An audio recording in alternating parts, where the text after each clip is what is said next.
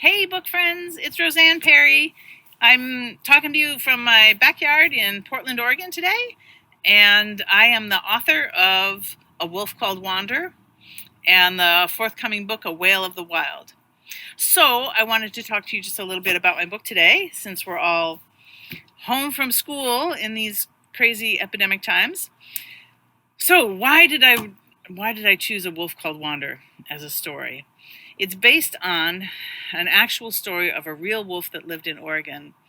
Back in 2011, there was a wolf called OR7, and that means he was the seventh wolf in Oregon to wear a radio collar. And he lived in the northeastern corner of Oregon in the Wallowa Mountains. And when he was 2 years old, which is grown up for a wolf, he left his pack. And usually when a wolf leaves his pack, it happens pretty often. I would say about half of wolves leave their pack and join another one. But usually they run 20 miles or maybe 30 and they go join the pack next door. But this wolf, OR7, was different. He left his pack and he kept going and going and going. He ran 1,000 miles in a month. He ran from the northeastern corner of Oregon all the way through the high desert and the corner of the Great Basin and all the way to the southwestern corner of Oregon, the Siskiyou Mountains. And he traveled around the Siskiyous for some time, and while he was there, he found another wolf in a place nobody had seen a wolf in 95, maybe 100 years. So everybody was amazed that he was able to find a wolf in this place where nobody had seen a wolf in so long.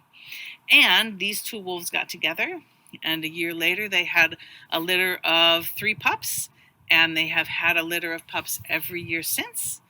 The offspring of those pups have founded the first packs in Northern California in more than 100 years. And it was such a good story, such an awesome story of resilience that I knew I wanted to write about it.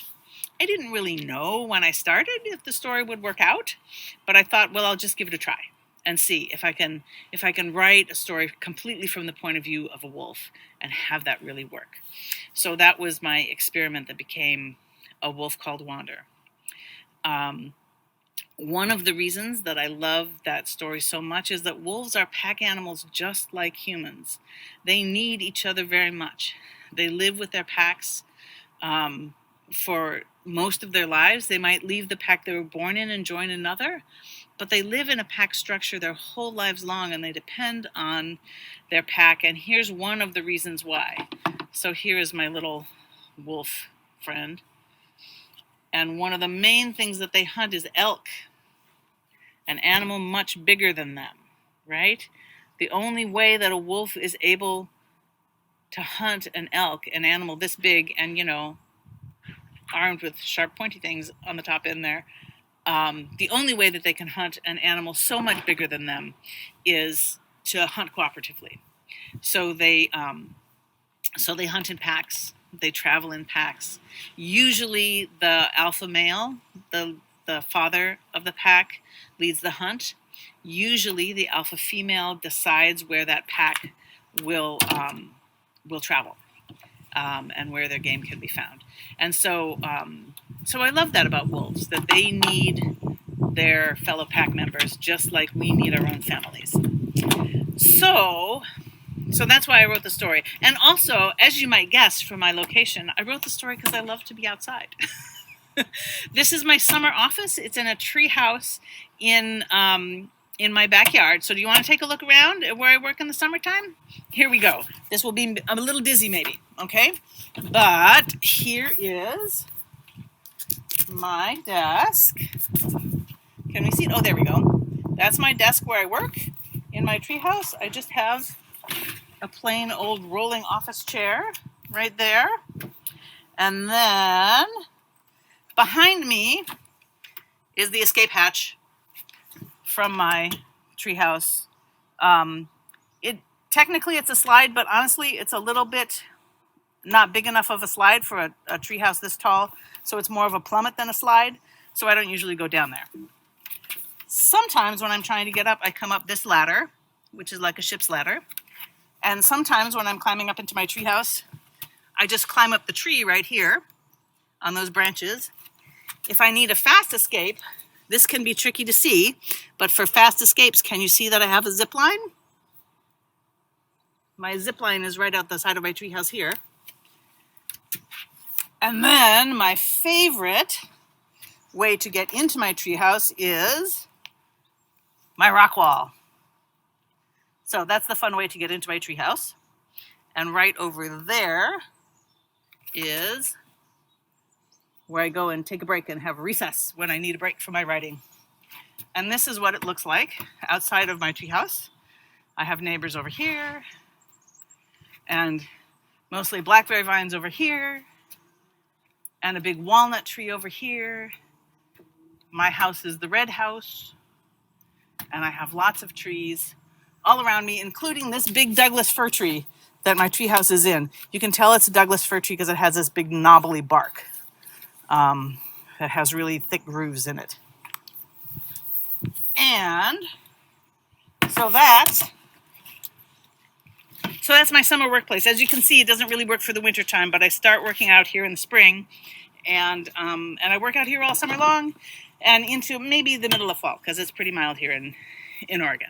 So this isn't really a question and answer kind of situation, but one of the questions that kids ask me all the time is, what can I do to help wolves, and what can I do to help wildlife in general be safer and have good lives? So I have 5 things in mind that you could think about doing. And the first one, and I really do think it's the most important for young people, and that is just to learn as much as you can about the animals that you care about. Because here's the thing, if we're going to make changes, we need information to base those changes on. And so the more we know, the better. If you are looking for general information about the animals of the world, National Geographic has a great site for kids at kids.nationalgeographic.com. I bet we can maybe put that information in maybe the doobly-doo below this, or in some other way it can be written down for you. But National Geographic has a kids site that's very helpful. If you are especially looking about information for Oregon animals specifically, A Wolf Called Wander is set in Oregon. And so information about Oregon forests and the animals that live there can be found at oregonforests.org/K12-programs. Again, hopefully that information will be written down for you somewhere. But that can help a lot, because wolves have it's always the big bad wolf in the story, and so they don't always have a good reputation. And but the truth is, wolves have never hunted people ever, not ever. And bears, on the other hand, are quite dangerous. You should keep your distance from bears. But wolves are not dangerous to people, and they do lots of good things for our environment. So learning about them and helping others understand them can be a big help. The second thing, besides telling people the good things that wolves do, the third thing is just doing what you can to fight global warming. Global warming is a threat to every animal in the world, including us human animals. And so you can use less electricity at home is a good way to fight global warming. Turn things off when you're not using them. Turn off the lights when you're not in the room. Turn off equipment that you're not using. And try every single day to play a game that uses just the power of your own body and your own brain. The fourth thing you can do is reduce pollution as much as you can. Reducing pollution fights global warming. Use something a bunch of times before you throw it away. For example, this is my water bottle that I have. It's metal, and I take it everywhere I go because I can reuse it over and over again, and this will last me for 20 or 30 or maybe even 40 or 50 years. So taking something like that that's reusable can be really helpful. And then recycle everything you can. I'm very fortunate in Oregon, is a very progressive state when it comes to recycling, so we have curbside recycling. But that can be a research project, is figuring out where the recycling happens in your community and helping your family recycle. And the fifth thing you can do, and this is really fun, especially because it's springtime, planting trees or any green plant at all. is really, really good for the earth. Plants make oxygen, the very thing we need to breathe. And plants absorb carbon, the very thing that's causing global warming. So any plant that you can plant, even if you just have a windowsill or a little balcony on your apartment, any plant will create oxygen for the world, and that will help a lot. And I'm just going to close by saying that these are tricky times, challenging times, and they can be lonely and frustrating. I feel super lucky that I work at a bookstore where we can help people find books that help them pass the time. And if you would like to get a letter to have something to do in the next days and weeks for all of March and April in 2020, I will be answering kids' letters sent to my bookstore, Annie Bloom's. And if you write me, I will sign a book plate. Look how beautiful they are. They have the art from A Wolf Called Wander in them. I'll sign a book plate for you, and I will send it to you in the mail, and hopefully with a joke or something cheerful to send along with you. It's Annie Bloom's Bookstore at 7834 Southwest Capitol Highway, Portland, Oregon, 97219. Hopefully that will be written down somewhere.